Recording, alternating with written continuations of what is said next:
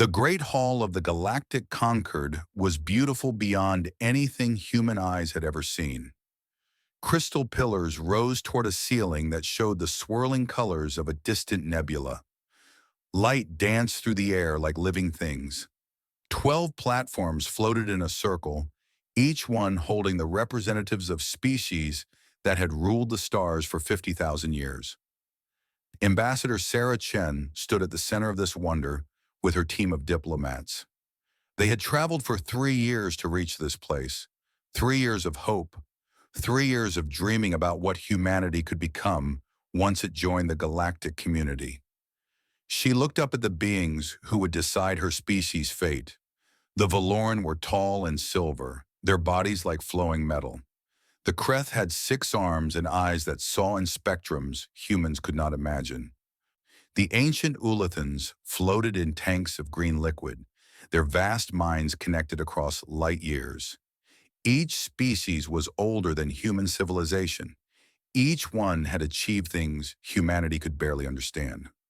"We have reviewed your application," said the Valoran High Speaker. His voice echoed through the hall like a song made of mathematics. "We have studied your history, your biology, your nature." Sarah felt her heart beating fast. This was the moment. Everything humanity had worked for came down to this. "Our decision is unanimous." She allowed herself a small smile. "Humanity is rejected. You are banished to the abyss." The words did not make sense at first. Sarah heard them, but her mind refused to accept their meaning. Behind her, she heard her colleagues gasp. One of them made a sound like crying. "I do not understand," Sarah said. Her voice was steady, even though something cold was spreading through her chest. "We came in peace. We have done nothing wrong." The Kreth representative leaned forward. Its many eyes studied her with something that might have been pity. "You are wrong, human. Your very existence is wrong. You live for less than a century, yet you breed like vermin. You fight among yourselves constantly. Your history is written in blood and fire." "We have changed," Sarah said. "We have united. We seek only—" "You adapt," interrupted an Ulathan, its thoughts becoming words through a translation device. "That is what makes you dangerous. You change too quickly. You evolve without wisdom. In 10,000 years, you could become anything. A plague, a conquering horde, a virus that consumes all in its path." Sarah wanted to argue. She wanted to tell them about human art and music and love. She wanted to explain that they were more than their worst moments. But she saw the truth in their eyes. They had already decided. They had probably decided before she ever set foot in this hall. "The abyss," said the Valoran High Speaker, "is the region beyond the galactic rim. Stars are few there. Resources are scarce. No civilization has survived in that darkness for more than 300 years. You will relocate your entire species to that region within 1 generation. The transit gates will be sealed behind you." "You are sending us to die," Sarah whispered. "We are giving you a chance," the Valoran replied. "It is more than many wish to offer. Some argued for immediate elimination. Be grateful for our mercy." The next months were chaos. 8 billion humans had to be moved. Ships were built day and night. Stations were dismantled and rebuilt for travel. People screamed and cried and demanded answers that no one could give. Some refused to leave and had to be carried onto the transport ships by force. Admiral Elena Vasquez commanded the last fleet to depart. She was 60 years old with gray hair cut short and eyes that had seen too much already. She stood on the bridge of her flagship and watched as the final transit gate activated.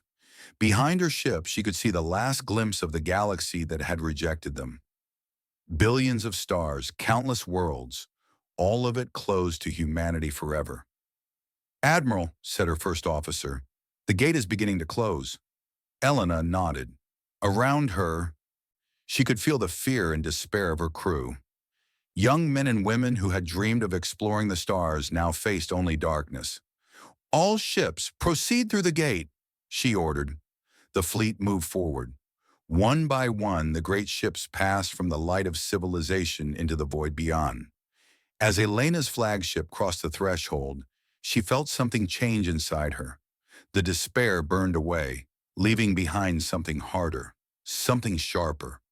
The gate closed behind them with a sound like a dying star. The light vanished. Only darkness remained, broken by a handful of distant stars that seemed impossibly far away. Her crew was silent.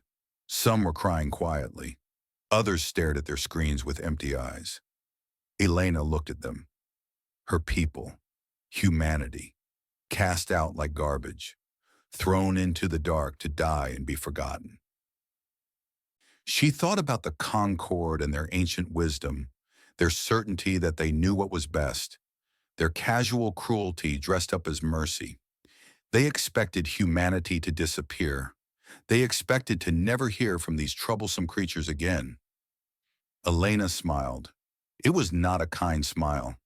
They wanted us to disappear, she said, her voice carrying across the silent bridge. Every crew member turned to look at her. They threw us into the darkest corner of existence and expected us to rot. They think they have seen the last of humanity. She walked to the main viewport and stared out at the scattered stars of the abyss. Her new home, her people's tomb, if the Concord had their way. Let us give them something to remember instead. 50 years had passed since the exile. 50 years of darkness. 50 years of death. And 50 years of refusing to die. Commander Marcus Cole stood on the surface of a world that should not exist. The planet orbited a dying red star at the very edge of human territory. Its atmosphere was thin and poisonous. Its soil was more rock than dirt. Yet somehow, impossibly, a city rose from its surface. New Brasilia was home to 3 million people. They lived in domes of reinforced glass and metal. They grew food in hydroponic farms that recycled every drop of water. They mined the deep rocks for minerals that kept their machines running. They survived. Marcus had been born here. He had never known Earth, had never seen the blue skies and green forests of humanity's homeworld. To him, the abyss was not a prison. It was simply home. The delegation from the outer colonies is arriving, said his aide, a young woman named Yuki. They want to discuss the unification proposal. Marcus nodded and walked toward the council chamber. The last 50 years had been hard in ways that words could not capture. Millions had died in the first decade alone. Radiation storms swept through entire fleets without warning. Colonies failed when their equipment broke down and no help could reach them in time. Wars had erupted over resources, over territory, over the simple, desperate need to survive. But humanity had not broken. Instead, it had changed. The council chamber held representatives from over 100 colonies. They came from stations orbiting dead stars, from moons covered in ice, from asteroids hollowed out and turned into cities. They spoke different languages and followed different customs, but they all shared one thing. They were still alive. We cannot continue fighting each other, said Administrator Priya Sharma of the Deep Core Settlements. Every ship we lose to internal conflict is a ship we cannot use to expand. Every soldier who dies fighting another human is a worker we lose to the void. Easy words from someone whose territory has the richest mineral deposits, replied Director Kowalski of the Outer Reach. Some of us have nothing. We fight because we must. Marcus listened as the arguments went back and forth. He understood both sides. In the abyss, there was no room for fairness. There was only survival, and survival meant taking what you needed by any means necessary. But he also saw something else. He saw how humanity had changed. The soft, comfortable people who had been thrown out of the galaxy were gone. In their place stood something harder. Children grew up knowing that every meal might be their last. Every adult had lost someone to the void. They had been forged in darkness, and they had become something new. The Terran Compact, Marcus said, and the room fell silent. He was not the most powerful person here, but he had earned respect through years of fair dealing and honest service. That is what I propose we call ourselves. Not an empire, not a federation, a compact, an agreement between survivors. He laid out his vision. Resources would be shared based on need. Knowledge would flow freely between colonies. Ships and soldiers would be pooled into a common defense force. No colony would be left to die alone. This is not charity, Marcus said. This is strategy. Alone we are weak. Together, we might become something that can survive in this place. It took months of negotiation. There were arguments and threats and moments when everything nearly fell apart. But in the end, the Terran Compact was born. Humanity, for the first time since the exile, was united again. With unity came progress. Scientists who had worked alone now shared their discoveries. Engineers combined their innovations. New technologies emerged, designed specifically for life in the abyss. Ships with hulls that could withstand radiation storms, reactors that pulled energy from the very emptiness of space, weapons that could crack asteroids into harvestable pieces. 10 years after the compact was formed, an exploration team made a discovery that changed everything. Dr. Sarah Okonkwo led the expedition to a dead world in an unexplored system. The planet had once held life, billions of years ago. Now it held only ruins. The structures were vast and strange. They had been built by beings that were clearly not human, using methods that human science could not explain. But they were also clearly abandoned. Whoever had built them was long gone. "This is incredible," Sarah breathed as she walked through the ancient halls. "A precursor civilization. They must have been here millions of years ago." Her team spent months studying the ruins. They found fragments of technology that pushed human understanding forward by centuries. They found records that told a story of a great civilization that had fled to the abyss from some terrible threat. And they found a warning. The message had been carved into a wall of crystal that had survived 10 million years of decay.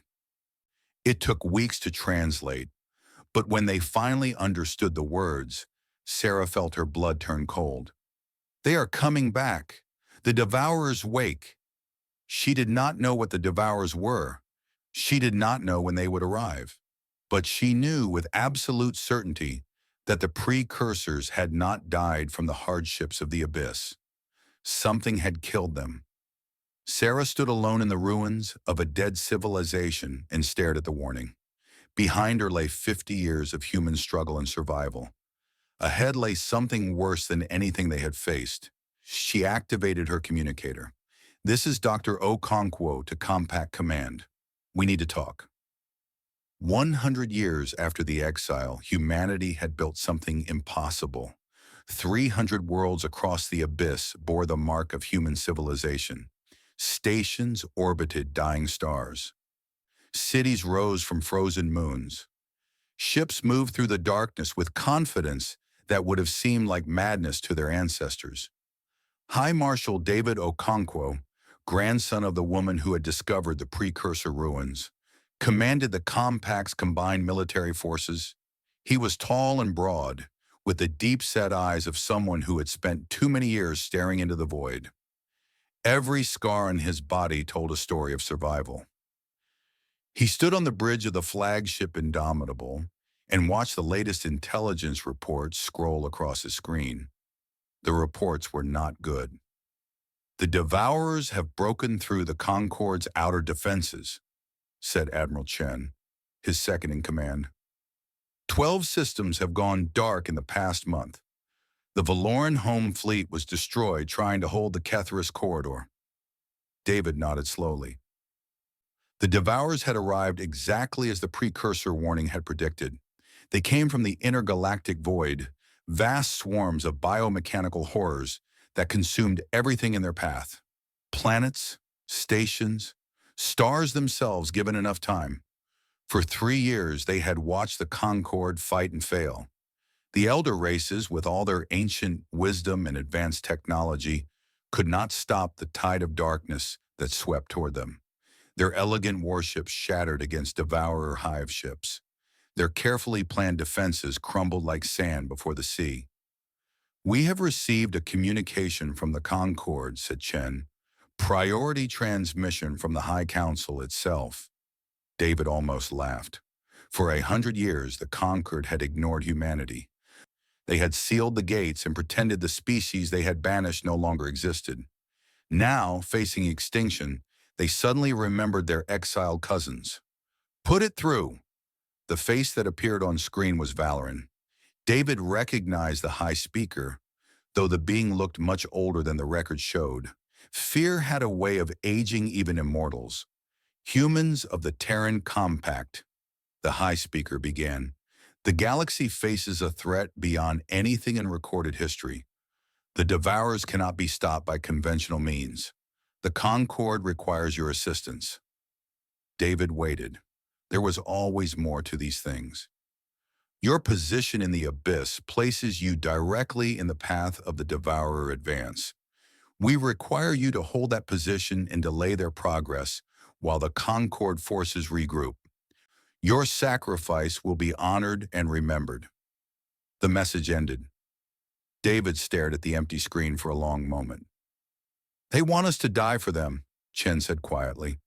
"They throw us out like garbage, ignore us for a century, and now they want us to sacrifice ourselves so they can run away." David turned to face his senior officers. They had gathered on the bridge to hear the message. He saw anger in their eyes, hatred.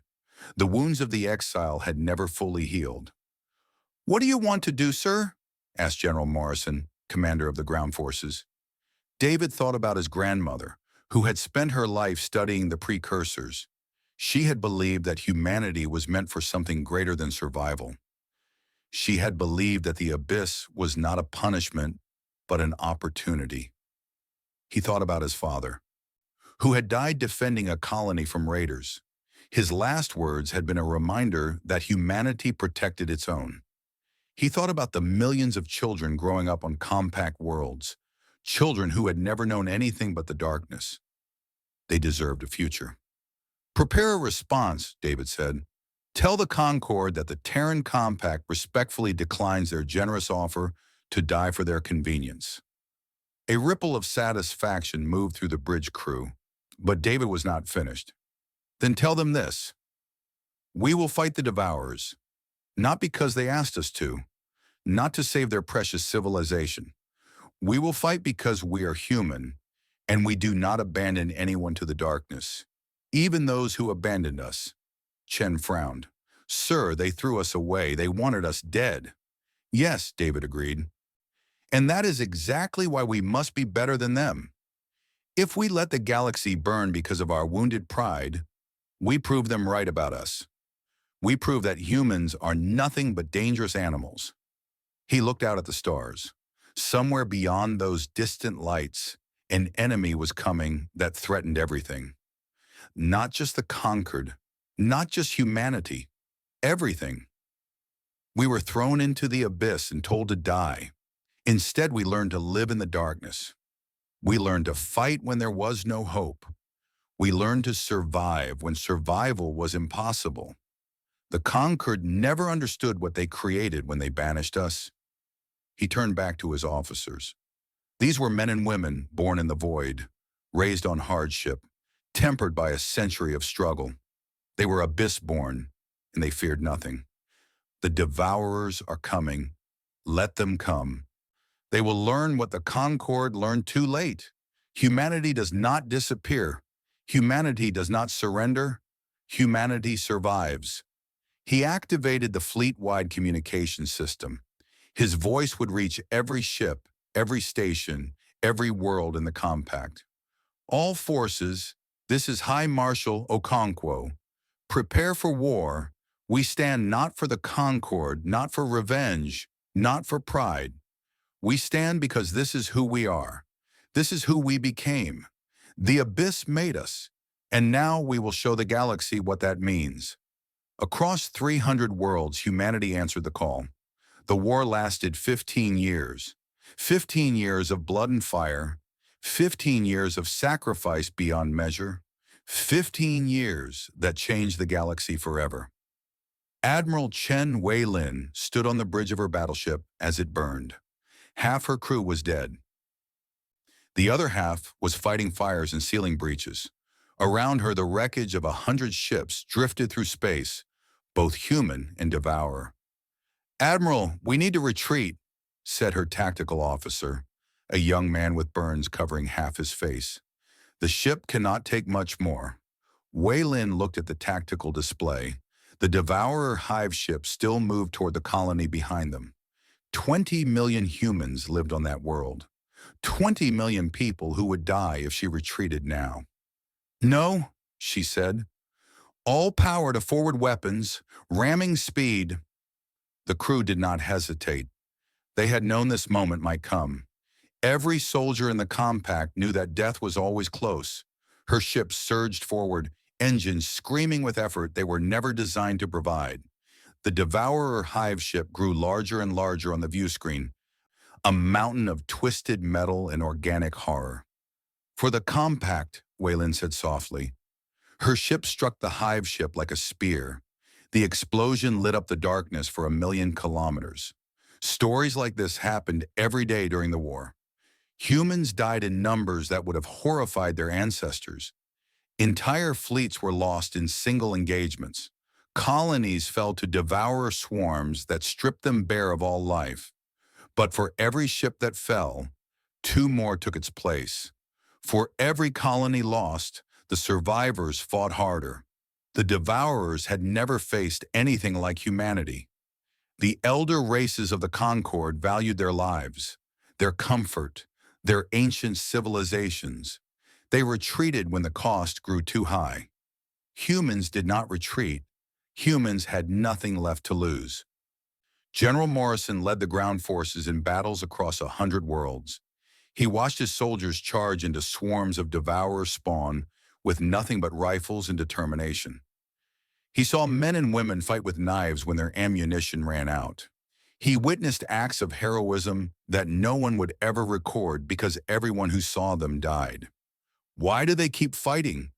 asked a Valorant observer who had been sent to report on human tactics. "The mathematics of this engagement favor retreat. Why do they stay?" Morrison looked at the alien with something close to pity. "Because that colony behind us has children in it. Because running means those children die. Because we are human and we protect our own." The Valoran did not understand. His species had not faced true hardship in 10,000 years. They had forgotten what it meant to fight for survival. Humans had never forgotten. The turning point came in the 3rd year of the war. Human scouts discovered that the devourers avoided certain regions of the abyss, the deepest, darkest places where even the scattered stars faded to nothing. Admiral Kowalski proposed a plan that seemed like madness. Lure the devourer main fleet into the deep abyss. Use humanity's knowledge of the void to trap them in places where their navigation failed and their communications broke down. "We have lived in the darkness for a century," Kowalski said at the War Council. "We know it like no other species can. The devourers fear the deep void. Let us show them why they are right to fear it." The operation took 2 years to prepare. Human ships played a deadly game of cat and mouse, drawing devourer swarms deeper and deeper into regions of space that no living thing should enter. One by one, the hive fleets followed, hungry for prey. They never came back.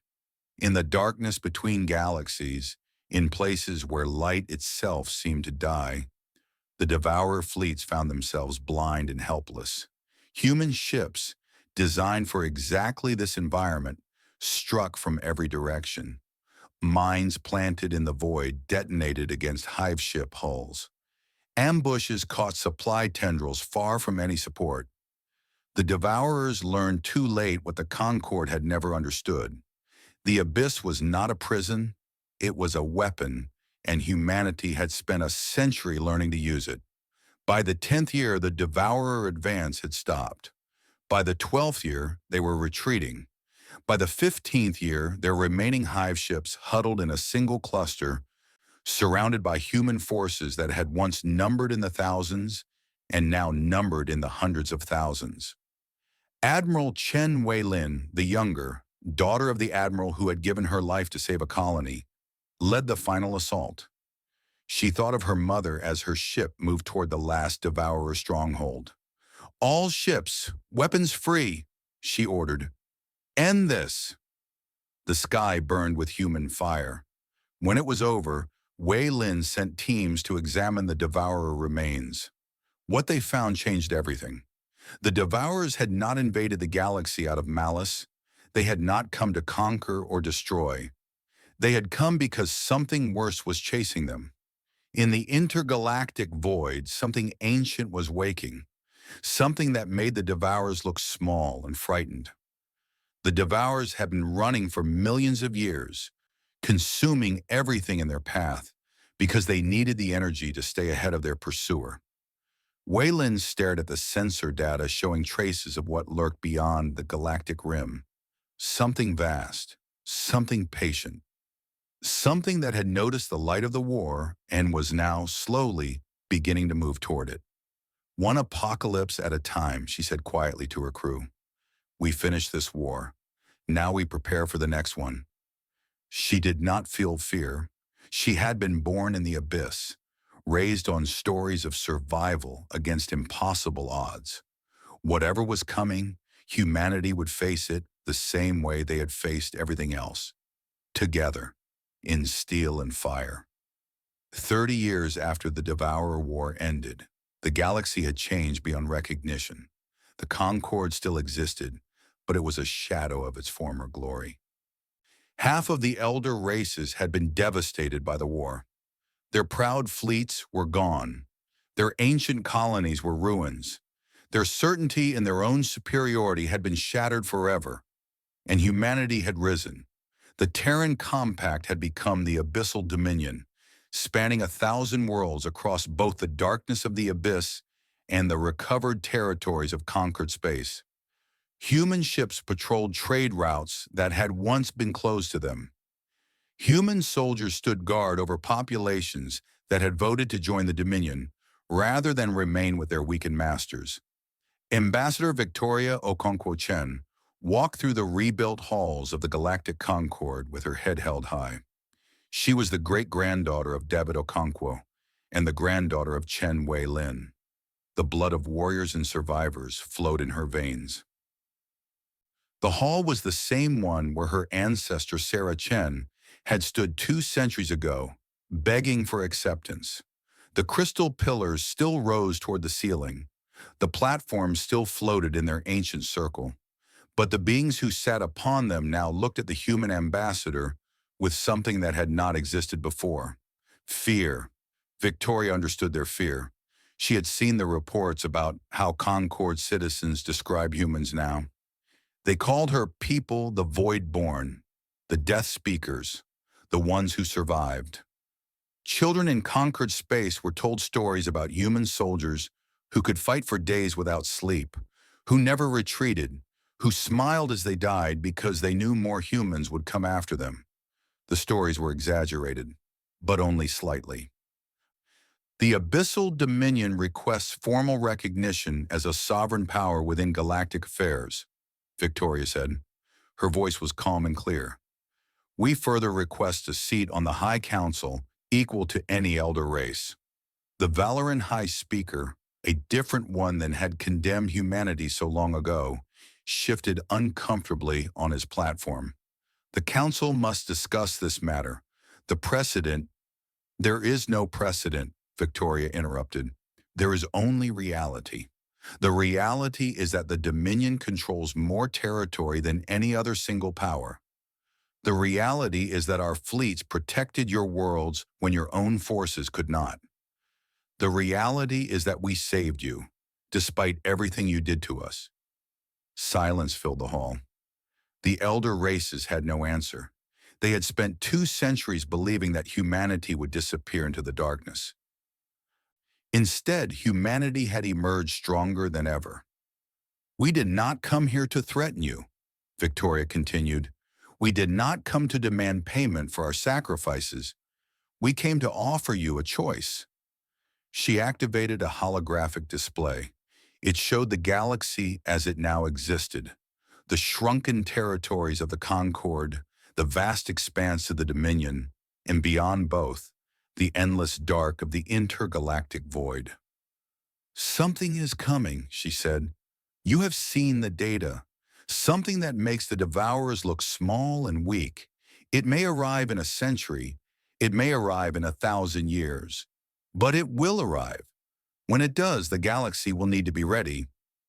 The elder races watched the display with growing unease. They knew she spoke the truth.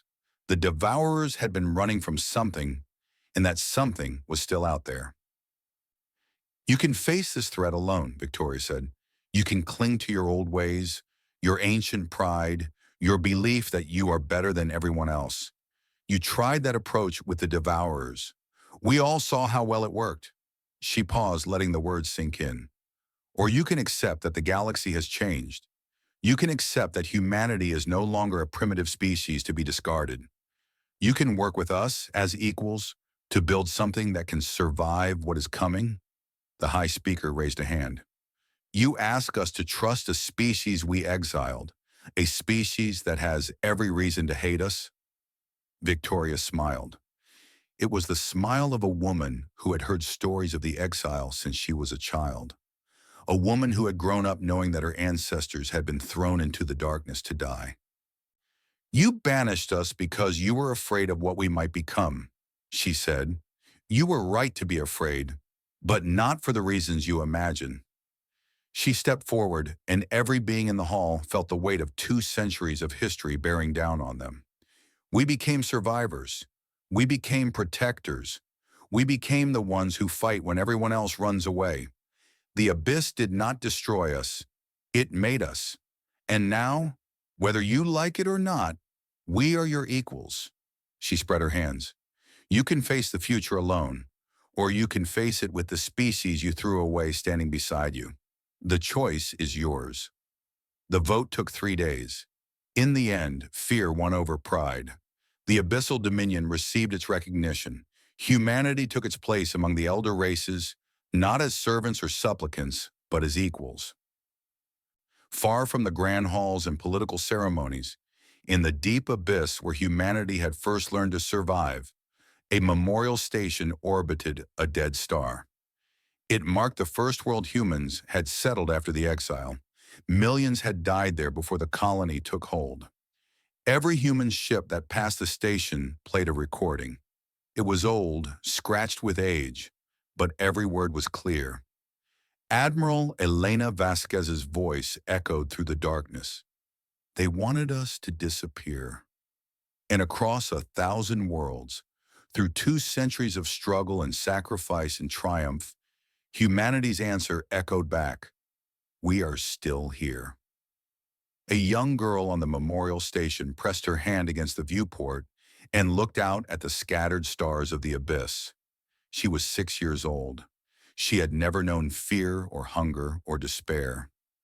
She had been born into an empire that her great-great-grandparents had built from nothing. Someday she knew she would have to help defend that empire against whatever lurked in the darkness beyond. Someday the thing that had chased the Devourers would arrive, and humanity would face its greatest test. But as she looked out at the void that had once been her people's prison and was now their home, she felt no fear. She was abyss-born, and abyss-born never surrendered. The stars blazed on, and humanity endured.